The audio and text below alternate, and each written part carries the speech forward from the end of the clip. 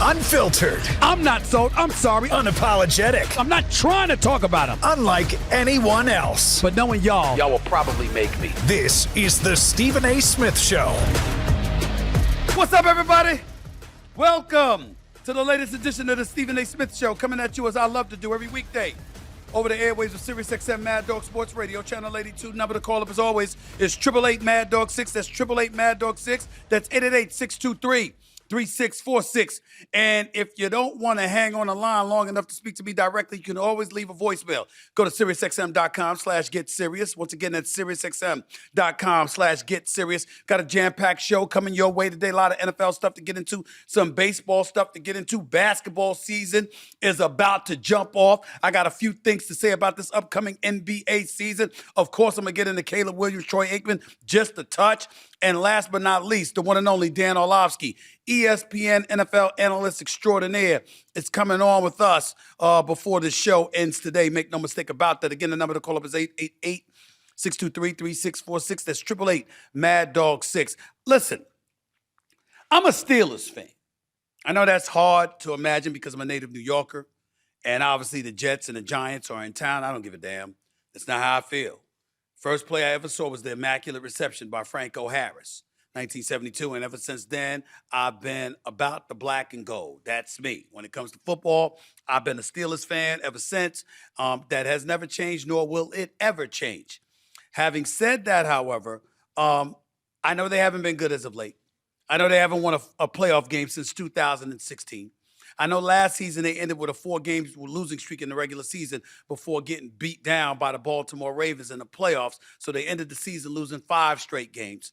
I knew that Justin Fields wasn't the answer, just like I knew that Russell Wilson wasn't the answer, just like I knew that Mitchell Trubisky wasn't the answer, just like I knew that Mason Rudolph wasn't the answer. The list goes on and on and on. It's been a torturous ride being a Pittsburgh Steelers fan because of the quarterback position. Their defense has been more than good enough.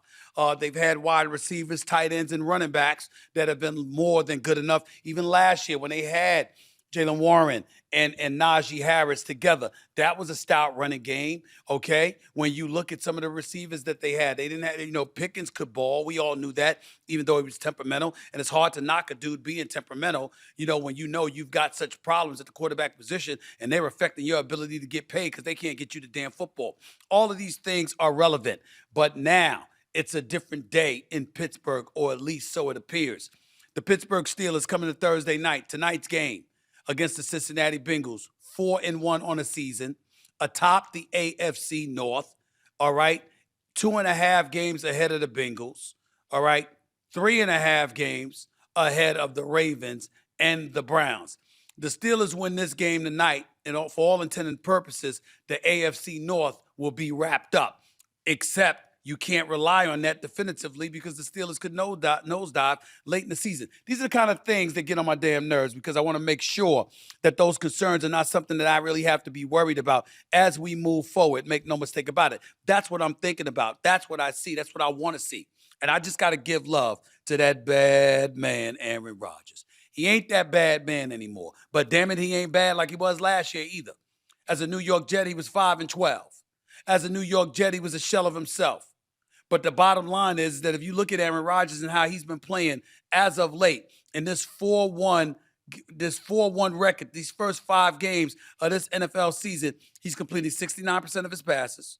He's got 10 touchdowns, just 3 interceptions, a 105.4 passer rating, which ranks 8th in the National Football League. Average time to throw is 2.57 seconds, which is the second fastest in the National Football League. Why is that relevant for tonight's game? Okay, on throws under 2.5 seconds, he's completing 81% of his passes, 8.2 yards per attempt, which is second best in the National Football League. And here's the big statistic that we all have to pay attention to. Facing a Bengals defense that's allowing 7.7 yards per attempt on quick passes, along with 8 touchdowns, that happens to be the worst in the league. The very thing that serves as the Pittsburgh Steelers' strength, short passes, out to somebody like a TK Metcalf or Calvin Austin. They make more out of it, all right? Give them lemon, they make lemonade. That's what the Steelers have been doing en route to a 4-1 record. And because of that, I'm looking at a game like tonight, the Cincinnati Bengals is going to tell me something. I know that Jamar Chase is in a Cincinnati Bengals uniform. Top 2 receiver in the game as far as I'm concerned. I'm aware that T. Higgins is also in a Cincinnati Bengals uniform, but I don't give a damn. If Joe Flacco, all right, Mr. 40-year-old wonder that is Joe Flacco, just got it traded to the Bengals from the Browns just last week.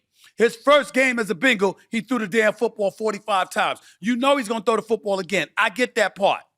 But if this Steelers defense is worth anything, even with Jamar Chase and T. Higgins, Joe Flacco should have a very, very uncomfortable evening. He's 40. He ain't running nowhere. He's a stationary target for the Haywoods of the world, the Cam Haywoods of the world, the T.J. Watts of the world, the Highsmiths of the world, and everybody else. He's there to be had. Get him. Get him. You the Pittsburgh Steelers, you trying to fool us into thinking, or convince us, rather, that you're going to really have a chance to win a playoff game this year. You know what you do? You finish this man tonight. You make sure that the Cincinnati Bengals don't walk the hell out of this game victorious. You end them. That's what you do. I'm looking at the Pittsburgh Steelers and I'm saying, what the hell is the problem? Last week, Joe Flacco, 29 of 45, 219 yards, 2 touchdowns, 0 interceptions, still ended up in a loss to the Green Bay Packers. Now Flacco faces Pittsburgh. This is the 26th time in his career he will be going up against the Pittsburgh Steelers. You're Mike Tomlin, you're very, very familiar with Joe Flacco. A matter of fact, so much so that you were a bit ticked off when he landed as a Cincinnati Bengal. You didn't appreciate that. You wasn't familiar with a team trading within the division. You got a guy that's your QB1 at the start of the season, 6 weeks in. What happens? This dude is all of a sudden off the team after being benched, and now is the starter for somebody within the division. And in the end, what it comes down to is that, guess what? That's not going to cut it. You can't be worried about what the Bengals have right now. That's not your problem. Your problem is your issue is to go out there and beat the Cincinnati Bengals no matter who the hell they have. I know one thing, Mike Tomlin. I'd rather be facing Joe Flacco than Joe Burrow. I know that much. 4-game losing streak for the Cincinnati Bengals after starting out 2-0 under Zach Taylor. Outscored 79-9 in first halves during this 4-game losing streak. 79-9. You see, this is why I say stuff like Zach Taylor's going to be looking for a new job. Because first of all, understand something. It's likely he's likely at fault as to why Joe Burrow is injured. Constantly out of shotgun formation. Never just behind center. No RPOs, no play action, none of that stuff. And you're putting him out there as a target for defenses to put a hat on him all night long. This is why Joe Flacco came into this season with season-ending injuries in 2 of his first 5 years. And in all likelihood, it's probably going to be 3 in his first 6 years. That's on Zach Taylor. For the first time in about 7 years, Zach Taylor's team remembered to play in September because there's 2 games. You start off the season, first 2 games of the season. That's 12 games over 6 years. Zach Taylor's teams were 1-11. I call for a national investigation. What the hell are you doing in the offseason that your team is never, ever ready to play come September for an NFL season? How the hell that happened? So these are the kind of questions that we had about Zach Taylor. Then you turn around and you win the first 2 games of the season. But Joe Burrow goes down, and ever since then, you've lost 4 straight. And then losing 4 straight in the first half of 4 games, you get outscored by 70 points. 70 points in the first half of 4 games? 70? I mean, that's just horrible. But that's what's going on with the Cincinnati Bengals. I think when you got a Jamar Chase and you got a T. Higgins, individuals you paid because Joe Burrow, the face of the franchise, insisted that you do so, I think you have an inherent obligation, if you're Mike Brown and the ownership in Cincinnati, to make sure you go out there and get another coach that can handle some of this stuff. Because I don't think Zach Taylor's the answer, even though he did coach them to a Super Bowl a few years back. One they lost to the Los Angeles Rams, by the way.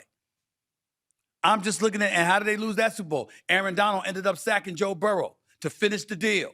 And we know how much of a stud, how great Aaron Donald was. My point in saying all of that is to say it ended in a sack. Why? Because Joe Burrow wasn't protected and couldn't be protected because he's never been protected by Zach Taylor. So that's what we're looking at right now when we think about the Cincinnati Bengals. If I'm the Pittsburgh Steelers, I got to win this game tonight. I just got to win this game. 888 Mad Dog 6 is the number to call up. That's 888-623-3646. You're listening live to the Stephen A. Smith Show, Sirius XM, Mad Dog Sports Radio, Channel 82. Another topic that I wanted to get to, and I want to put this to bed once and for all, is the topic involving Caleb Williams, quarterback for the Chicago Bears.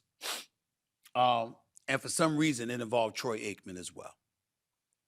Now, apparently, even though it wasn't taken too seriously, it was a troll on social media, and then after that, a post-game conference following up stuff. Not post-game, but an off day where Caleb Williams was talking to the media. He was asked about, what Troy Aikman had to say when Troy Aikman attributed luck to a touchdown that was scored by the Chicago Bears that ultimately ended up in a win, et cetera, et cetera. And Caleb Williams spoke on it saying it's not that big of a deal, but he just doesn't listen to it, doesn't listen to the noise, et cetera, et cetera, et cetera. Here's what I want to say about this. A couple of things. Excuse me for saying it, but we got too many people out here in today's world that's just full of it. I mean, evidently they're starving for clicks, and they want to attach substance to things that clearly lack substance. They ain't fooling no damn body. It's a waste of our time. Let's get that out of the way first. It's just a complete waste of our time. So we want to say that first, because Troy Aikman is calling the damn game with Joe Buck. They are the A team. They are the A team. Okay? Joe Buck is one of the great play-by-play voices in American history. American history. Baseball, football, golf. It's Joe Buck. It's Joe Buck. A very ordinary name, but his credentials, his resume, his capabilities are far from ordinary. He's Joe Buck. That's number one. Number two, this dude, Troy Aikman. Ladies and gentlemen, I don't understand how y'all could forget. I thought the world was filled with Cowboy fans. You know that disgusting, nauseating fan base that gets on my last damn nerves at least once a day? You mean those people that walk around even when they stink to the high heavens? You know we're going to win the Super Bowl next year, right? You know we're going to win the Super Bowl next year, right? You mean those Cowboys? Well, you know what? The last time you won a Super Bowl was January 28th, 1996. Who was your quarterback? It was Troy Aikman. Troy Aikman was your quarterback for your last 3 Super Bowls. He's a 3-time Super Bowl champion. He's a Hall of Fame quarterback. And we're acting like it's a big deal that he noticed that a football team was a little bit lucky. To me, it's no big deal at all, and I'm not saying Caleb Williams treated it as a big deal, but why even clap back at somebody saying that, doesn't luck happen on a football field? Hasn't every team been able to say, we really, really were lucky today? Did the Chicago Bears play their best game on Monday night against the Washington Commanders? Am I missing something? Couldn't they have played better? Couldn't they have been more efficient?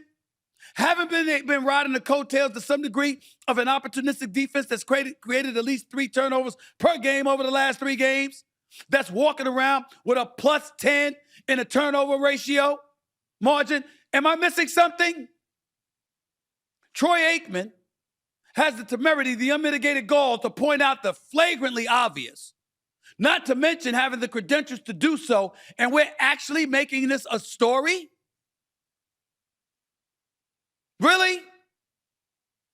Now, I'm somebody that's sympathetic to Caleb Williams most times, because coming into this season, Game 1 of this season marked the 18th game of Caleb Williams' career. Last year, he played all 17 games.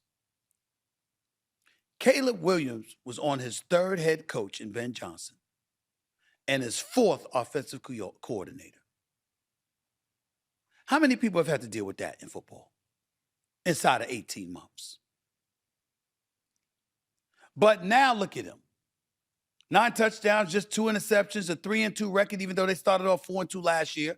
Completing 61% of his passes, 1,179 yards passing, right? 98 QB rating. Listen, Caleb Williams can ball. I believe in Caleb Williams. I want to state that for the record. I really, really do. I really do. But I don't believe in this kind of nonsense. Listen to him talking about this whole little situation that people are trying to make into some brouhaha. Listen to this. Yeah, I could care less. It's kind of how I think I've said multiple times over my time being here. Fair, not. Life isn't fair. People are going to say what they have to say. We win, we lose. People have stuff to say. It was lucky, it was not lucky. People have stuff to say. Have a bad game, have a good game. People have stuff to say. So it doesn't matter. We're only worried about what's going on here within this building and with these guys. So that's all I can say about that. I get that it's not a big deal to him. But he's commenting like it was some big deal. And my issue is, what did Troy Aikman say? First of all, he wasn't wrong. Secondly, he's entitled to say it. And third, it's not like he's on a radio show or he's on television the day after making it into a subject.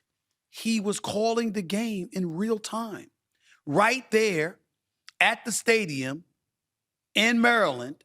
He's watching the Commanders and the Bears play, and he's saying on that out route that Swift took 55 yards for a touchdown, it was luck. He lucked up in the guy missing the tackle and lagging on a play.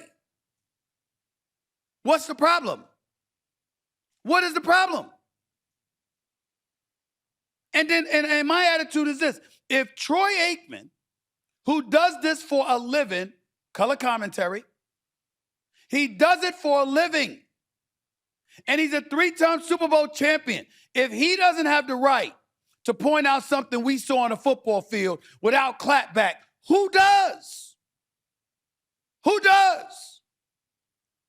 The only person on television with more credentials than Troy Aikman to talk football, one could argue, is Tom Brady. And that's only if you're measuring by rings. The man's football IQ is off the charts. He's a big-time quarterback on the National Football League level.